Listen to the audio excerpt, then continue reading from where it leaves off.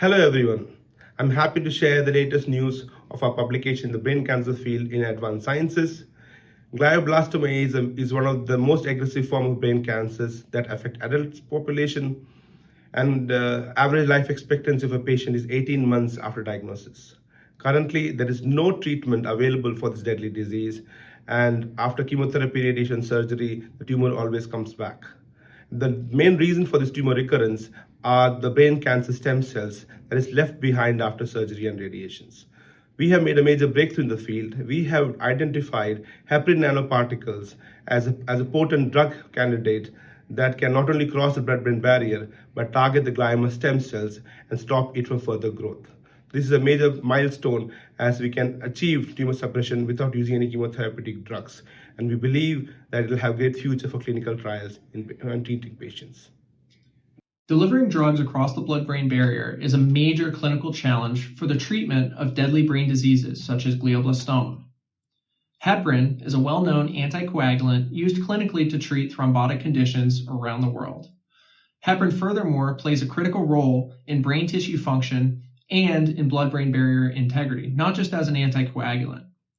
We show for the first time that heparin nanoparticles can cross the blood-brain barrier and target brain cancers. We decided to use heparin as a nanocarrier to shuttle doxorubicin, a common chemotherapeutic used clinically to suppress solid tumors. Doxorubicin, however, cannot normally cross the blood-brain barrier and remains ineffective against glioblastoma.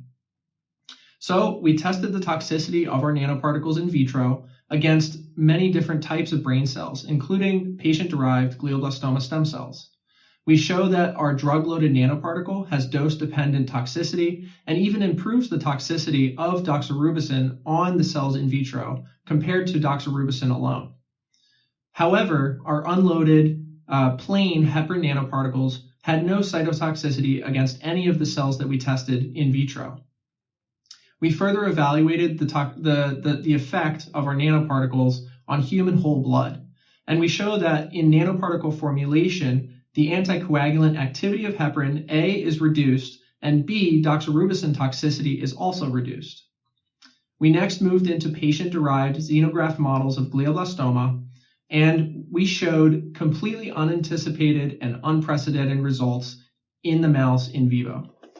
Patient avatars of glioblastoma that are very similar to the human disease as they very aggressively progress in the brain. We treated patient avatars for 3 weeks and the results were phenomenal. As a matter of fact, the plain nanoparticle was able to significantly slow down the tumor progression. We used transcriptomics profiling to identify that HP-NPs are binding to the heparin-binding epidermal growth factor. HbGF and its signaling pathways are vital for cancer stem cell plasticity. By blocking HbGF, the HP-NPs transformed cancer stem cells into differentiated cancer cells that are much more sensitive to therapy.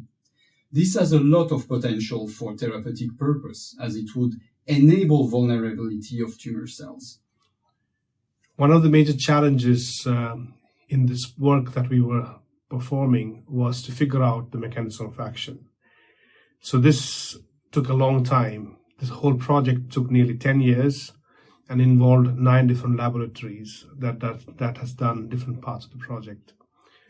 And one of the most striking aspects that I want to mention is that this is the only nanoparticle in the literature that actually does not show any toxicity in cells, in stem cells, in normal cells, and cancer cells, as well as in animals, in healthy animals, but can specifically target tumor cells and can make sure that tumor doesn't grow back because it targets stem cells, tumor stem cells.